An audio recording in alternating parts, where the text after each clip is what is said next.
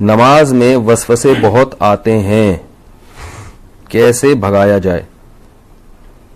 دیکھو نماز میں وسوسے اگر اس طرح کے آ رہے ہیں نا, وسوسے دو طرح کے ہوتے ہیں. بعض لوگوں کو طہارت یعنی ناپاکی کا وسوسہ شروع ہو جاتا ہے کہ پتہ نہیں ہوا تو نہیں خارج ہوئی ہے, پیشاب کا قطرہ تو نہیں نکلا, تو اس کے بارے میں صحیح حدیث ہے کہ جب تک 100% یقین نہ ہو وضو ٹوٹنے کا, اس وقت تک یہی سمجھا جائے گا کہ وضو باقی ہے.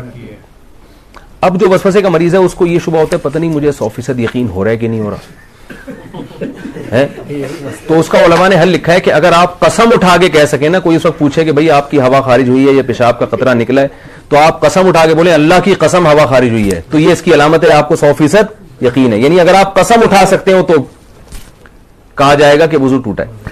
لیکن جو وہمی ہے نا وہ کہے گا پتہ نہیں میں قسم اٹھا سکتا ہوں کہ نہیں اٹھا سکتا. یہ بھی ہوتا ہے.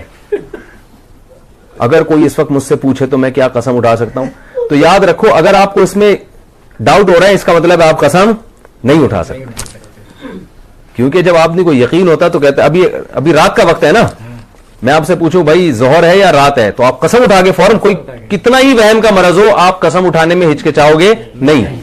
تو اگر یہ ہو رہا ہے پتہ نہیں قسم اٹھا سکتا ہوں, تو یہ اس کی علامت ہے کہ آپ قسم نہیں اٹھا سکتے اور آپ کا وضو نہیں ٹوٹا. پھر یہ فکر نہ کریں کہ حقیقت میں ہوا خارج ہوئی ہے نہیں ہوئی ہے, بس اللہ اس کے رسول نے جب کہہ دیا کہ آپ کا وضو باقی ہے تو وضو باقی ہے. دوسرا وسوسہ تجوید کا ہوتا ہے. الحمدللہ کو الحمد پتہ نہیں ہا حلق سے نکل رہا ہے کہ نہیں نکل رہا, یہ بھی ہوتا ہے. اتنی زور زور سے پڑھتے ہیں کہ ساتھ والے کے لیے نماز پڑھنا مشکل ہو جاتا ہے. تو ایسے وسوسے کے مریض کو چاہیے بس جلدی سے پڑھ لیا کرے.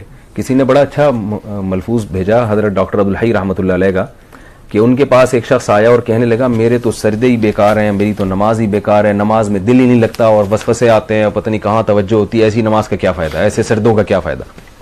انہوں نے کہا یہ جو تم عجیب سی اور عجیب سے سجدے کر رہے ہو جس میں تمہیں وسوسے آ رہے ہیں, کیا یہ سجدہ مجھے کر سکتے ہو ایسا سجدہ؟ انہوں نے کہا نہیں یہ تو نہیں کر سکتا. کتنی کیا پیاری دلیل دی. انہوں نے کہا اس کا مطلب ہے کہ یہ وہی سجدہ ہے جو صرف کس کے سامنے ہوگا, اللہ کے سامنے. اس کا مطلب یہ قبول ہو رہا ہے, تبھی یہ کسی اور کے سامنے نہیں ہو سکتا.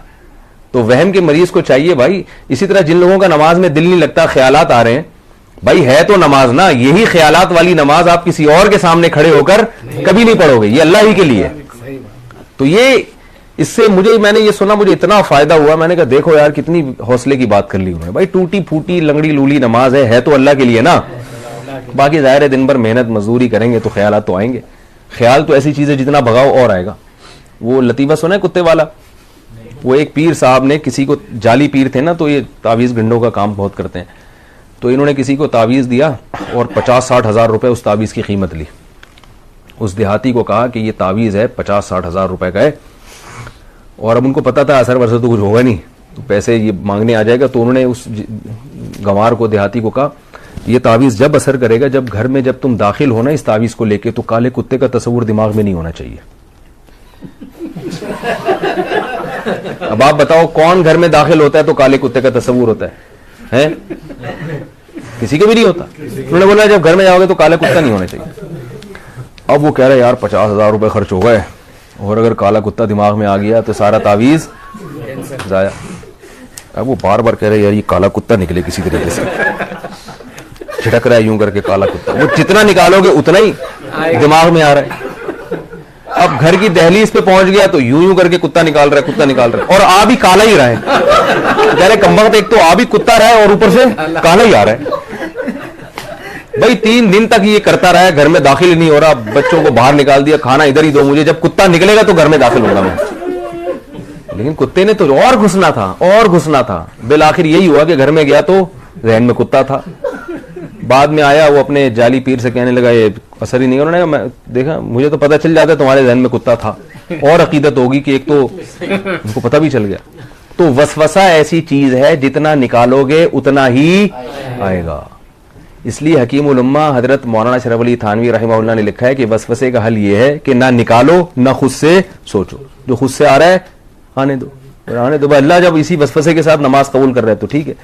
اور وضو کے بارے میں سوچو ہی نہیں, 3 دفعہ منہ دھو, اس کے بعد سوچو ہی نہیں یہاں سے کچھ یہاں سے کچھ. وہمی کے مریض ہیں ان کا کبھی بھی وضو نہیں ہو سکتا. ان کو آپ تالاب میں ڈبو کے نکالیں گے نا 6 دفعہ, پھر بھی نہیں ہوگا ان کا وضو. تو یہ بہت بڑی بیماری ہے. اس لیے جو ہے یہ وہم ایسی بیماری ہے کہ ڈاکٹروں جو نفسیاتی ڈاکٹر ہوتے ہیں نا ان کو بھی بیماری ہو جاتی ہے. یہ وہمیوں کا علاج کرتے کرتے جو سائیکیٹرک ہوتے ہیں نا, یہ بھی ہوائی بات نہیں ہے, یہ بھی تحقیق کے بعد بتا رہا ہوں کہ یہ جو سائیکیٹرک ہوتے ہیں نا جو نفسیاتی علاج کرتے ہیں, کچھ دنوں کے بعد ان کو اپنا علاج بھی کروانا پڑتا ہے. یہ حقیقت ہے, آپ کسی ڈاکٹر سے پوچھ لیں, کسی اپنے سے بڑے ڈاکٹر کے پاس بیٹھے ہوں گے اگر مجھے یہ ہو رہا ہے, ٹھیک ہے نا, کیونکہ ہر وقت ان کے پاس ایسے مریض آ رہے ہیں جو الٹی الٹی باتیں کر رہے ہیں, تو تھوڑے دن میں یہ بھی الٹے سوچنا شروع ہو جاتا ہے. کوئی نارمل بندہ ہی نہیں آتا ان کے پاس. تبھی میں وہمیوں سے بہت ڈرتا ہوں. کسی کو طلاق کا وہم ہو گیا, کسی کو جناب طہارت کا وہم ہو گیا, تو زیادہ فون آتے ہیں, پھر میں اس کو وہمیوں کی لسٹ میں ڈالتا ہوں. میں کہ بھائی تو پاگل ہے, ہم کو تو نہیں پاگل بنانا, ہم بھی یہی سوچنا شروع کر دیں. میں 2-4 دفعہ اب نہیں بتاؤں گا مسئلہ. تو وہ کیا ہوا تھا, وہ اسی طرح ایک بندہ کیا, اس کو وہم ہو گیا تھا کہ میں بندر ہوں.